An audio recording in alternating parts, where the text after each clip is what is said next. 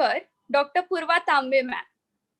This webinar is brought to you by Physio TV, for which we are extremely grateful to our founder president, Dr. K.H. Sancheti sir, our chairman, Dr. Parag Sancheti sir, and our executive director, Mrs. Manisha Sangvi ma'am. So before we begin with our session, I would like to introduce our panelist for the day.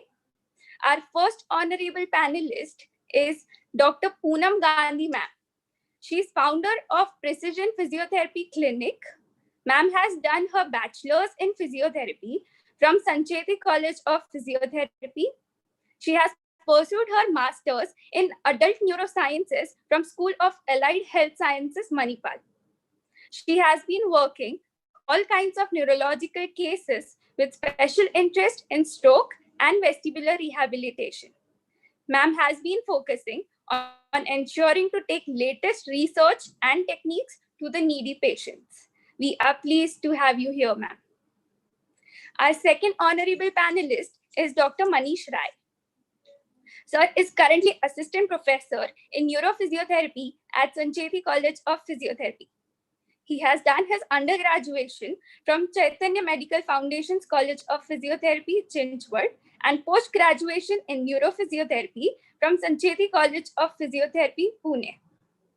He has special interest in spinal cord injury and vestibular rehabilitation. Sir is also certified NDT, CNDT. He's also certified aquatic therapist by ATNI and IATF. He's also certified IPNF level 1 and 2 therapist. He has also worked as a team physiotherapist for Indian National Paracyclic Team in 6th Asian Road Cycling Championship in 2017. Welcome, sir.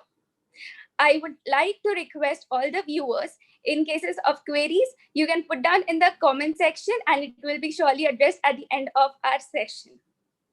I now request our panelist, Dr. Manish Rai, to please introduce our today's speaker, Dr. Poorva Tambe ma'am. Thank you, Dr. Franny. Today we have our guest speaker, our own speaker, Dr. Poorva Tambe ma'am. She is MPT in Musculoskeletal Sciences. She has done her master's from USA. Then she has experience of around 13 years. It's a vast experience. She has worked with multi-specialty hospitals like Dinanath Mangeshkar Hospital, Hardikar Hospital, and currently she is working in Sancheti Hospital. She is working specially as a vestibular therapist in Sancheti Hospital. She has special interest in soft tissue injuries and treating spine patients. So welcome, ma'am, and thank you for giving us so different and important therapy that we need to understand. Thank you so much for accepting our invitation, and we will start with the session. Yeah, thank you, Manish, very much for introduction. Thank you, Dr. Franny, and thank you, Dr. Poonam, as well for joining me. Hello, everyone. So, without much ado, I will jump onto the vestibular rehabilitation therapy webinar today. To begin with, my idea is to, as all of us as therapists, my idea is to know the underpinnings of this subject, and I'm going to try to put them across to you so that in our clinical scenarios, we identify better that which are vestibular patients, which are not, which can be treated, whether they fall under the ambit of physical therapy or whether they should be referred out. So to begin with, I am expecting that all of you all have a fair idea of these points, and that's role of the vestibular system. What is vestibular rehabilitation therapy? What is VOR and its function? So VOR is vestibular ocular reflex. We will also talk about anatomy, pathways, and myriad connections vestibular nuclei have with other multiple centers in our central nervous system. We will talk a little bit about vestibular symptoms and types of disorders based on those symptoms. The last but not the least, we will also have a look at how do we go about history taking in vestibular dysfunctions. So to begin with, so vestibular system is basically one of the sensory systems, just like our vision and proprioception. The main function of vestibular system is that it maintains the spatial orientation and it helps in bringing about the stabilization of vision. Now, how exactly and how does it do? We will see it shortly.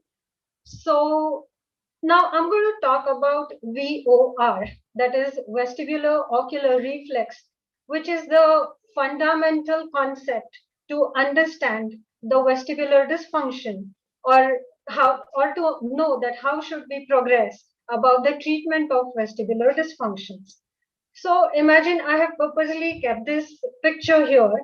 Imagine that you are looking at an object which is right in front of you, and you want to move your head to either side. All of you all can do this so that you can better understand that how VOR works. But you want to keep focusing on the object of interest. Now what happens that although your head is moving in opposite direction, in one direction, your eyes are moving in the opposite direction. And this particular way of stabilization of image of the object of interest on our retinas is brought about by the VOR reflex. That's vestibular ocular reflex. It's the basic it's the basic thing necessary for our normal vestibular system.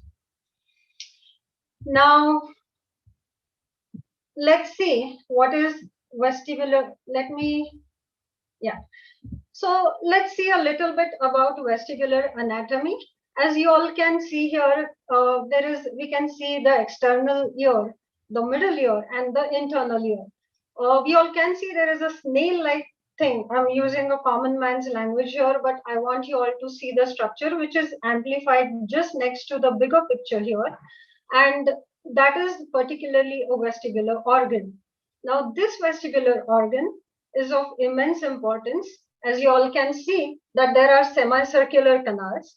Out of the one above is the anterior canal or the superior canal. There is posterior or also called as inferior semicircular canal, and there is horizontal semicircular canal. Also beneath these canals, we can see I have written utricle and saccule. These are otolith organs. Now there is also cochlea, as I'm just trying to point out here. That is an hearing organ. That is a hearing organ. I'm not going to talk much about it today. And very importantly, there is vestibulocochlear nerve, which is the eighth cranial nerve. Now, what's the role of this vestibular organ? So the the vestibular organ basically senses the movement of the head. In particular, semicircular canals detect the angular acceleration, whereas the otolith organs detect the linear acceleration. Now, what does that mean exactly? So when we are moving our heads, say we are doing, say, the horizontal movement, or we are pitching it forward, or we are tilting it to a side, that is the angular velocity, which is detected by the semicircular canals, and the otoliths, which detect the linear acceleration, that is the change of head movement with respect to the gravity. Now, as we all know that all these things are working always 24 by 7 every moment in tandem. And that's how we can make sense of our positions with respect to the environments and respond to balance ourselves in a better manner. So that's about the vestibular organ. Obviously, very importantly, we have vestibular cochlear nerve, which picks up these changes, which transduces, which relays into the central vestibular system, and then the conscious perception of our position and motor responses are generated. So that's the whole vestibular system working in brief. Coming to the vestibular or oculomotor pathway, I have simplified and really dumbed it down. This pathway is not all that simple, but I want all of us to know this conceptually more.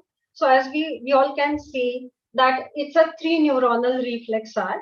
So the periphery, that is the vestibular organ, sends the neurons to vestibular nuclei, which are located in the caudal medulla. That's the first neuron. Second neuron is from medulla to the abducens nerve, which is in the pons, and that is the second neuron. The third neuron is from pons to the ipsilateral lateral rectus muscle, that is abducens nerve, but it supplies the contralateral oculomotor neuron, from where the it relays or it supplies the medial rectus. Now, this particular pathway is of the horizontal canal, and more importantly, all of these neurons, they are congregated in medial longitudinal fasciculus. We will see its importance as we are moving on to the other slides. But not only this particular pathway is very important, because whenever we look anywhere, it is a conjugate movement. Our eyes move in the same direction. Our eyes do not move in two different directions. And that's why it is mandatory that our lateral rectors and medial rectors of each side, they work together to make sense to us and to have a stable vision. Along with that, there are other extraoculomotor neuron pathways, which are also in the medial longitudinal fasciculus. The medial longitudinal fasciculus also carries the descending medial vestibulospinal tract, and we will see its importance later on again. So let's talk about some secondary connections, and those are cervico-ocular reflex, optokinetic reflex. Now these, the VOR, the COR, and the optokinetic reflex, all of these reflexes are extremely important to stabilize vision, and along with VOR, the other two mentioned reflexes are equally necessary for us to stabilize the images on our retina, and that's how we see things very clearly in a stable manner, so that our brain can analyze these images and make sense of it to us. Now, I would like to mention that cervico-ocular reflex is not very vastly studied here. Optokinetic reflex has a different path. It has visual pathway more. It's not related to, it does not take the vestibular nuclear pathway exactly. The cervico-ocular reflex, you can see it kicks in more in older people when their vestibular VOR is degenerating, or when you cannot really use VOR, we try to give strategies where they can use COR to again balance themselves. So coming to the other slide, so we have vestibular connections. As you can see that there is a meshwork of these vestibular connections. The vestibular nucleus complex being the central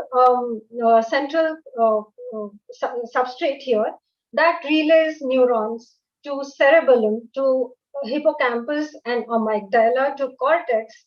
VNC is also receiving the afferents from spinal and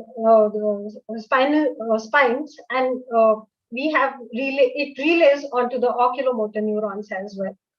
Each of these systems or neurons, they are particularly reflecting symptomatology. For example, if there is any disturbance in the vestibular nuclear complex and cerebellum pathway, we are going to see the undershooting or the overshooting saccades.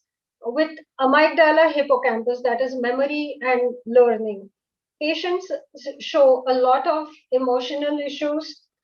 Cortex is again very important for conscious perception. and oculomotor neurons, which obviously may bring about a dysfunction in the eye movements if vestibular nuclear complex pathway is affected. I have tried to just make it a little more dramatic here because patients who we see in our department really feel a lot of these symptoms very overwhelmingly. So you can see that they have blurred vision, they have spinning, which is external. They also face imbalance. Sometimes they have headache, nausea, vomiting, and tinnitus. Uh, I would particularly like to mention that tinnitus is mostly related to Meniere's disease. We will see what that is later on. But the spinning, nausea, vomiting are particularly signs of the peripheral vestibular disorders. Um, so, based on these symptoms, we can classify the vestibular dysfunction as peripheral and central. When we classify, the idea is that as physiotherapists, what we can treat and what we cannot, or what we can cure and what we cannot. So, talking about peripheral vestibular disorders, let's talk about BPPV. BPPV is benign paroxysmal positional vertigo. So, as the name is quite self-explanatory, the symptoms are brought on the change of position. It's sudden, and there is spinning. There is external spinning. People say that when they lie down or when they get up, they have rooms or fan, everything, things spinning around them. They also sense nausea and vomiting in the acute episode, which later on subsides. Vestibular hypofunction is follows after one has vestibular neuritis or labyrinthitis, which is inflammation of the labyrinth or vestibular cochlear nerve. And hypofunction is that means the vestibular nerve is not functioning at its optimum level. It sends aberrant signals to the vestibular apparatus, and that's how we see clinical signs such as nystagmus. Meniere's disease, although it is peripheral, it physiotherapists have very limited role in that. Meniere's disease is basically the symptoms are people have unilateral hearing loss, they have tinnitus, they have episodic vertigo, and that is something related with the increased endolymphatic pressure. And the most of the times the treatment is diet and medications, but which does not fall under our ambit. So, as therapists, we can help these patients when they have remissions of remission when they are in the remission. But BPPV and vestibular hypofunction can very well be treated. We will see how what is the treatment and what are the exercise principles shortly later on.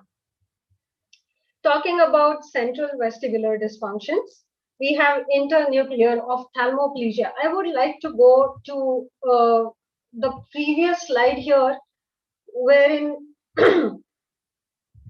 we had vestibulo-oculomotor pathway when we talk about internuclear ophthalmoplegia. So in multiple sclerosis, which is an inflammatory demyelinating condition, the medial longitudinal fasciculus, when that is demyelinated, when that is degenerated, we see abnormal eye movements because the pathways relaying onto the extraocular muscles are affected, and that's how that is called as internuclear ophthalmoplegia, which is seen in multiple sclerosis. And that's the significance. That's why it is important to know that what are the pathways, how are they relayed, so on and so.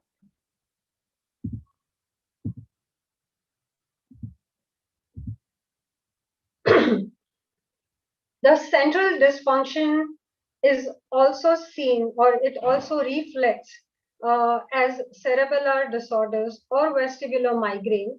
Again, coming to our role with respect to the central dysfunction, that we cannot cure it, but the evidence says that people who have been treated with central vestibular dysfunctions do much better than people who are not. And again, the concept is neuronal plasticity. So there are different strategies to treat central dysfunctions. Coming to the history and triage. So whenever we have a patient in our OPD, it behooves us to find out that what has been their previous condition, if that is causing any vestibular episode, or it is a new fresh episode. And that's why history taking is very important. Triage basically helps us know that what examination we are likely to do and what we are likely to skip. So talking about pre-existing or comorbidities like medication, for example, patients might be on beta blockers and they have excessive hypotension and they can present with dizziness. There can be cardiac causes, psychiatric causes such as anxiety, almost precipitates dizziness, vertigo, and any condition. Now, temporality of the symptoms, whether it was episodic, whether it is acute or chronic. Obviously, because if it's episodic, we can think about Meniere's disease. Like I said, if it's acute, that can be either stroke or vestibular neuritis as well, or there can be chronic vestibular dysfunction. Along with these two things, we have triggers. Now, triggers, excuse me,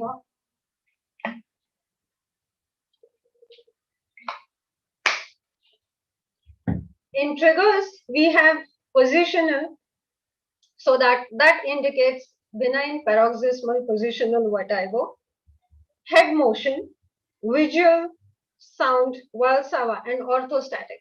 So I have not talked much about vestibular migraine, but usually people with vestibular migraine have severe headaches. Also, they have visual or sonic aura before they know that the episode is about to precipitate. And if there is an added symptom of headache, it can give a slight idea that okay, this patient might give us this cue about his condition.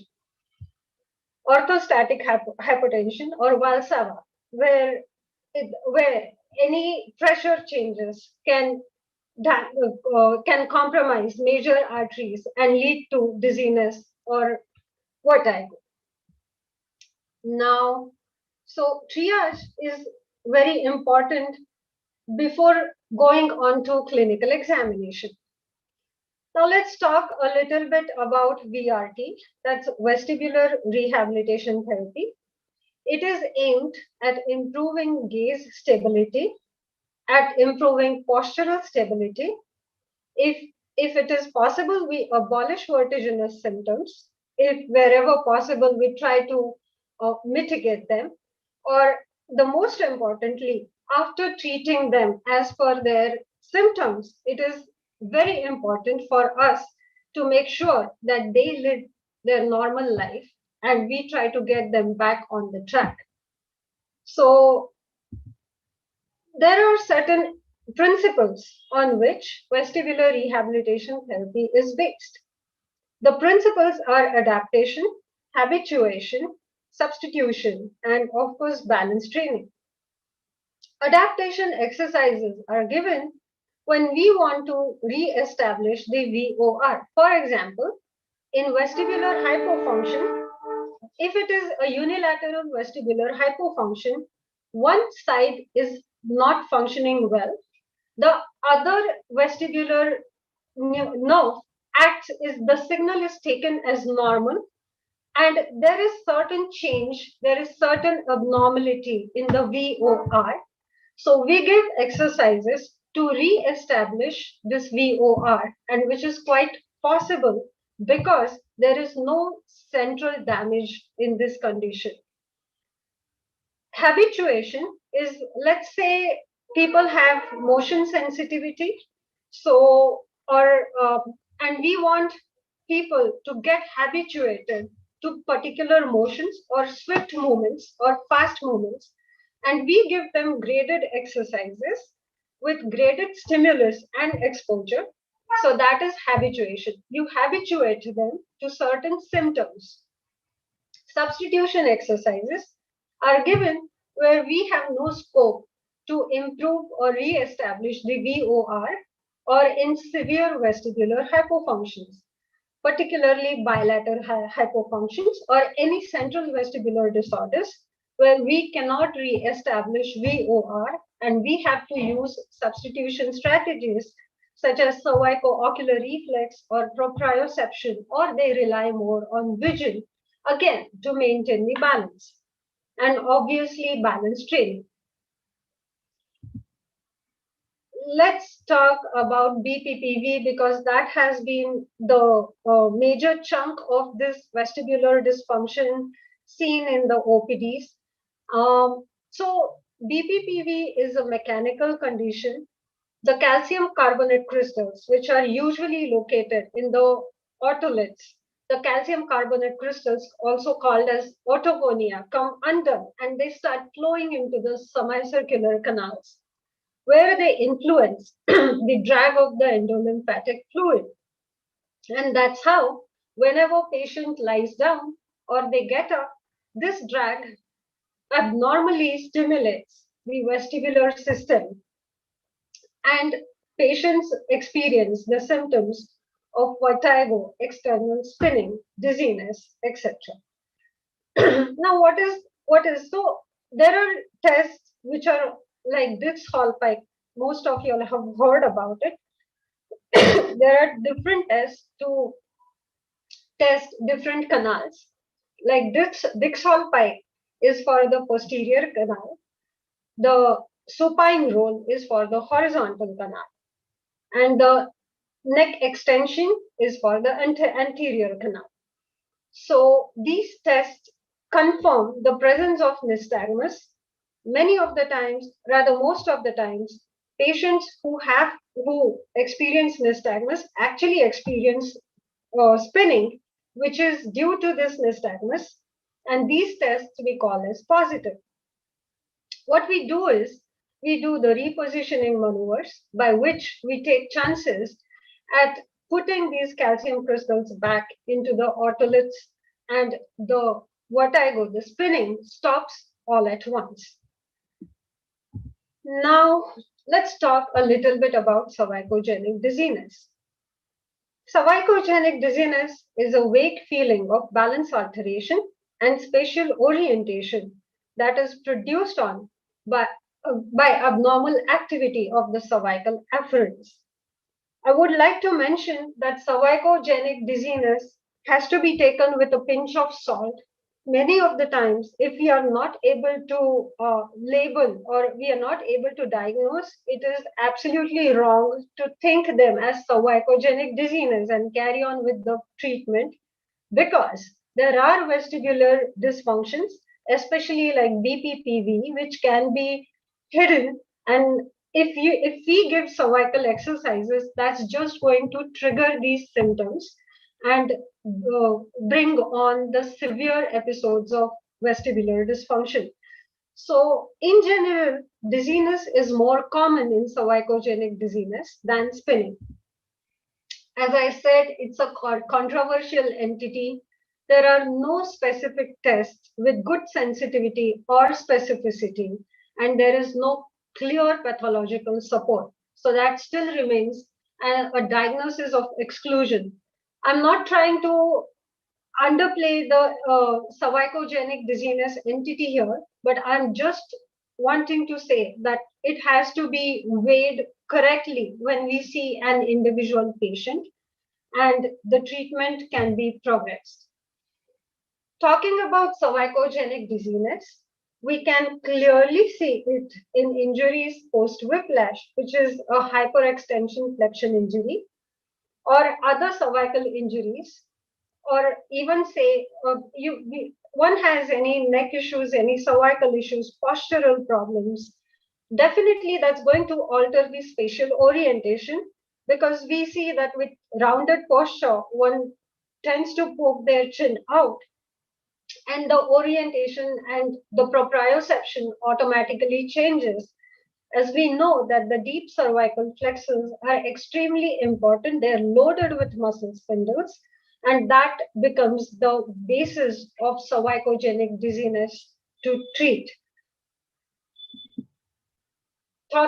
So again, when we have such entities, we may think about manual therapy to reduce muscle stiffness, to bring about a range of motion. Activating deep cervical flexors is very important, and releasing suboccipital muscles is equally mandated. It's very important. Coming to Frenzel's lenses. Now, these are the lenses which we use in the OPD setting to detect the nystagmus. So, idea behind the Frenzel lenses that when people wear these lenses, the light is off. They cannot see anything, but that helps avoid the visual fixation. And that helps us better identify the magnitude and the direction of the nystagmus. So obviously the chances of diagnosis are fairer, and it influences outcome in a very positive manner. Especially we want to really discern that which canal, what could be the direction of the orthoconia flowing, etc. There are I would like to show you these videos. They are they're of the patients who I had treated, and my emphasis is I want all of us to know that how complicated, how fearful these patients become, even when they have this episode of BPPV. And let's have a look at them in a short while. So.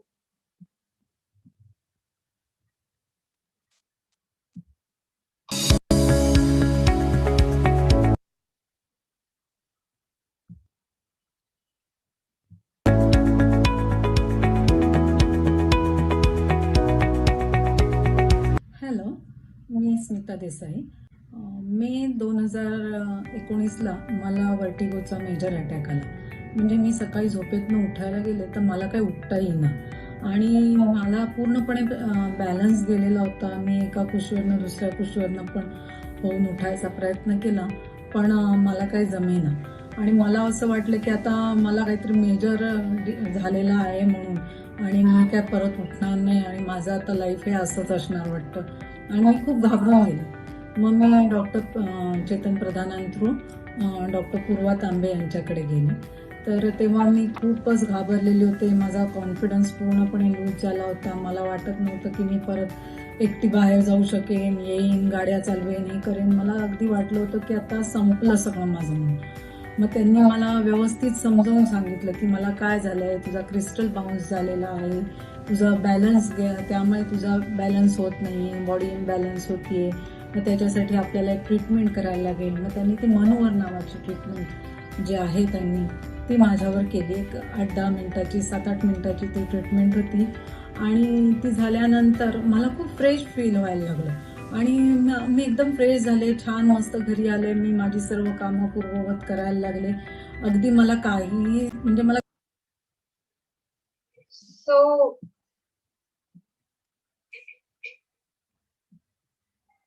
So we just saw this video.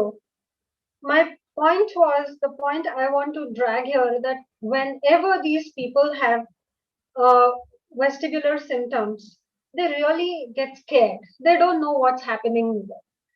They feel the whole world is turning around them. And we as therapists need to know that what could be the cause of it, or if it is peripheral, again, central, if we can treat it, if we need to send them out. So let's also see another video.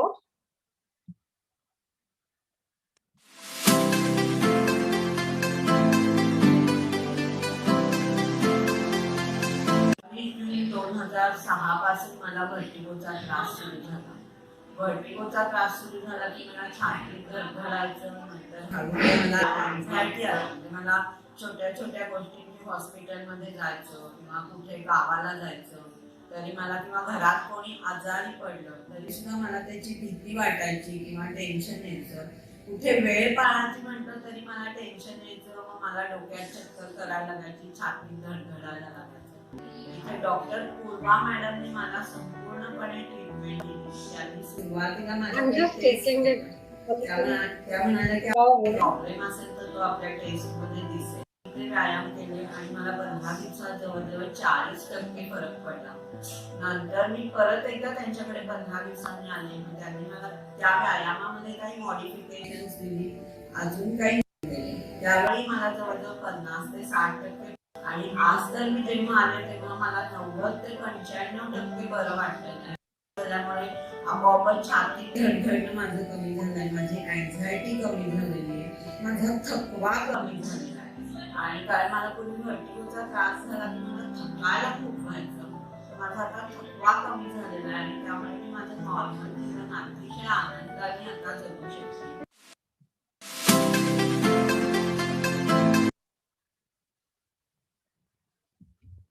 So we just saw these two videos, and I want to bring to everybody's notice here that these individuals have really very complex symptoms.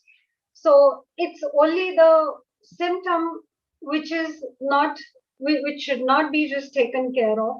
They should be looked at as individuals. Their psychological needs need to be understood. Their activities, their expectations from their own life, they need to be understood. And the treatment should be aimed as per their expectations. Also, we need to make sure that they understand what's happening with them, and we get that the whole approach, the holistic approach, really helps them get back to their normalcy. Now, coming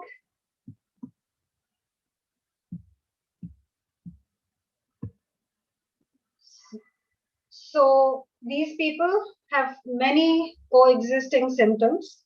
They undergo physical and mental fatigue. They lead poor quality of life. What all they need is proper diagnosis, graded and appropriate stimulus, and understanding and support. So thank you, everyone. If you have any questions, we can discuss that. Thank you so much, ma'am. It was a very informative session, and it is always an honor to hear from you. I now request our panelists to begin with our question and answer session. Thank you, ma'am. Thank you so much. This was really, as Dr. Franny said, it was enlightening session. Ma'am, I have a query. How to differentiate between BPPV and central symptoms and cervicogenic symptoms? So sometimes what happens is we misdiagnose most of the times, and the treatment which is given goes wrong, and or it doesn't show any kind of effect. So if you can elaborate on that. Sure. So to differentiate between BPPV and cervicogenic or central vestibular dysfunction, most importantly, as we just discussed, that BPPV comes, or it's brought on by external spinning. People say that everything spins around me whenever I'm lying down, whenever I'm changing my position. I'm only talking about the history part. The cervicogenic dizziness most can be attributed to having some element of neck pain, some element of posture, and obviously the central vestibular dysfunction might show more severe symptoms and signs such as loss of balance. Clinically, we can see Romberg's tests we can do, or there are other tests actually which I have not talked about, but there are saccades and smooth pursuits. So it's a combination of history and it's a combination of clinical examination. But from what patients tell us, that gives us a clue the way I just explained. Okay. Thank you, ma'am. Yeah. Ma'am. Hi. Yeah. Hi. This is Poonam. So, Yes. ma'am, actually, yeah, what you said is really right. That if treated properly, vestibular rehab can be really miraculous sometimes for the patient.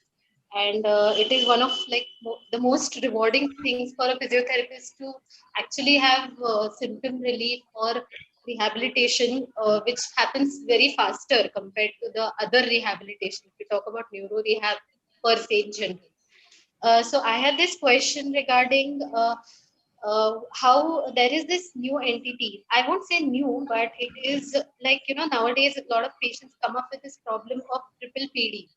So it's like perceptual postural dizziness. So they have this continuous sensation of spinning, is which might be perceptual. We don't even know, most of the tests are negative. So can you elaborate more on that? Yeah. So it's persistent postural dizziness. That's what are you talking about? Can you hear me? Yes, ma'am. Yes, Yes, ma'am. yes, yes, yes. Same Yeah. thing. Yeah. So yes, obviously, see, this PPD is a very complex syndrome, I would say. Obviously, it is started with some episode of vestibular dysfunction.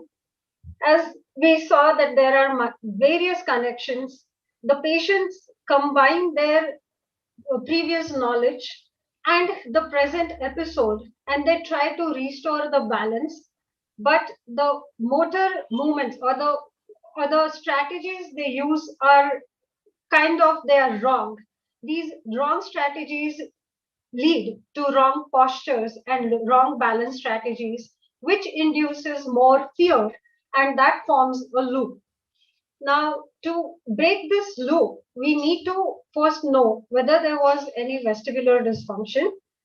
That should be the underlying vestibular dysfunction should be treated. They should be given assurance. Their balance strategies need to be corrected. And that's how we can treat these individuals. So obviously, again, there are, because it's a very individual experience, since although PPPD is a syndrome, it's a very individual experience. So we need to know that what strategies they are using, what were their vestibular deficits, and we can see what we can do about the treatment. Yes, Thank ma'am. you. Yeah. Uh, Another question. What is the first thing or first symptom we need to relieve in these kind of patient to improve their quality of life? So, as you have talked about, they have mental and physical fatigue also, and the uh, they have quality of life is also reduced. So, basically, to improve, I have seen some patients who have stopped working because of this also. Yes. So how to improve, or how do we tackle, or what is the first symptom that we tackle? I would say that first symptom we tackle should always be vertiginous symptom or vertigo or spinning. Okay. Unless we treat anything physically and Mhm. whatever is possible, we cannot expect patients to feel relieved about it. Okay. So, for example, BPPV, there are chances that we can eliminate vertigo. That has to be treated. Vestibular Okay. hypofunctions, yes, it doesn't happen as magically as it happens with repositioning maneuvers. But yes, with exercises, we try to re-establish VOR, and they have a feeling of physical normalcy. Once that is brought into the treatment, they are relieved, they are assured, and then dealing with their cognitive and mental faculties becomes very easier. So I think it is that. Okay. Yeah. Ma'am, another question. How do you find the difference between actual testing it by physical tests and by the machine? So the machine you showed us right now, Yes. Yes. and the actual test what we use for testing the vestibular system. Yeah. How does it work? So how the diagnosis can be better with the machine and anything like that? Machine is basically these goggles. They don't allow individuals to fixate their vision. Okay. So we can, whatever the direction of nystagmus, whatever the abnormal movement of those eyes is seen as is with the help of those machines, the goggles, I mean. Mhm. Of course, to a naked eye, these movements can be detected, but if they are amplified, their magnitude, their direction is clearer to us, because any subtle change in the direction can indicate a different canal or a possibility of different mechanism in the same canal. So yes, anytime these goggles are better, yes, So the reliability with the goggles for the diagnosis, better diagnosis. yes, yes, Yeah. yes. Thank you so much, ma'am. Thank you so much. I hand over the session to Dr. Franny. Yeah. Thank you so much, ma'am. I would once again like to thank you for such an informative and detailed session. You are really an amazing speaker, ma'am. I would also like to thank our panelists, Dr. Manish Rai and Dr. Poonam Gandhi, for your vital inputs. Our Physio TV team, Dr. Ashok Shah, Mr. Rahul Chaube, Dr. Apur Shimpi, Dr. Neeraj Athavle, Dr. Manish Rai, and all other members of Physio TV team. Lastly, I would like to thank all our viewers. Thank you so much for your constant support, expecting similar support for our upcoming webinars as well. So I, Dr. Franny Nathani, signing up for the day. Thank you. Thank you. Thank you, everyone.